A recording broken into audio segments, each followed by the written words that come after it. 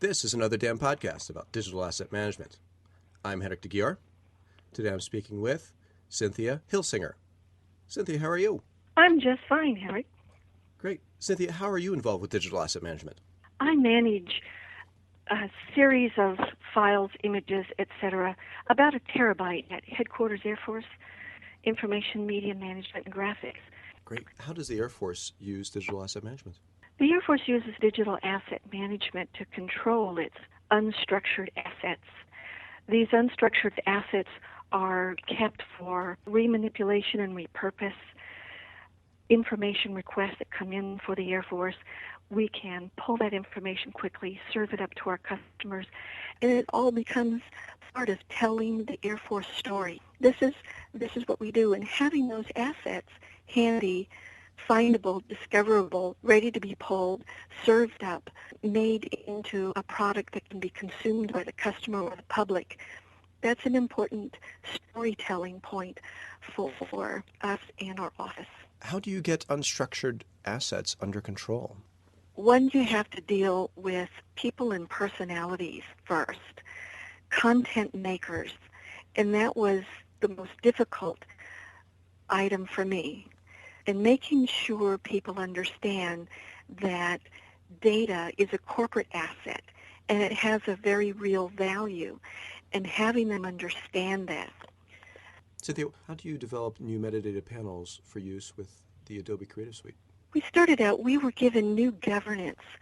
We were required to add a VIR number to our Creative Suite files. We use a lot of Illustrator and Photoshop. And in the military, in DoD in particular, we have what's called a VIR number. It's a Visual Information Record Identification Number. Okay.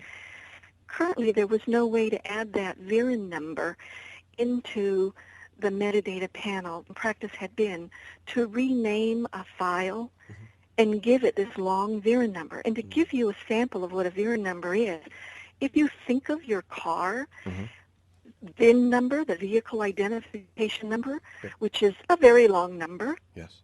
We have this very long VIR number, important because each data asset, each visual information product has its own individual VIR number. It's almost like a thumbprint.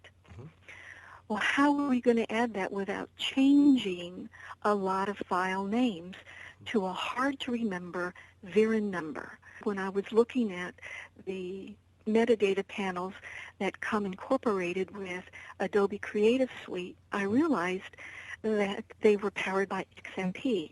Contacted that company and tried to develop some way to add that information in and change those panels around. After some time, they said, well, that's going to be a little bit difficult. We had a few requests from other people in the military wanting the same item. So it was a common pain point for everyone in the DoD. And I brought it forward to Defense Media Activity. And between developers, Pound Hill, and Adobe, and Defense Media Activity, and understand, trying to get the government to work from many different arms, Defense Media Activity said, well, let us massage this a bit. And I was keeping the communication lines open, adding some insight on how we were developing things in our schema, and I wanted to keep the file name the same. Well, everybody signed off. Adobe said, not a problem. DMA said, we'll host this. Can be found on a DoD website, free to the government users. And so now we can open up a metadata panel that is named for us. It's a DIMOC metadata panel, and that allows us now to keep the file name the same and add metadata in the appropriate places and makes a smooth transition. My goal was to make each file smarter. With everyone's cooperation, it all came together, and so now we have a new metadata panel that can be inserted into our Adobe software, and Adobe is thrilled with it. They're out saying to their federal customers, hey, look what we have, please use that. Federal users, they're happy since they don't have to go some other place. And what advice would you like to give to DAM professionals and people aspiring to become DAM professionals? I would say to begin with, when you come into any organization, take a survey of the work processes there and take a survey of all the data that is in-house. Learn how your office is ingesting data, how it is being moved throughout the office and its work processes, how it is being made, held, kept.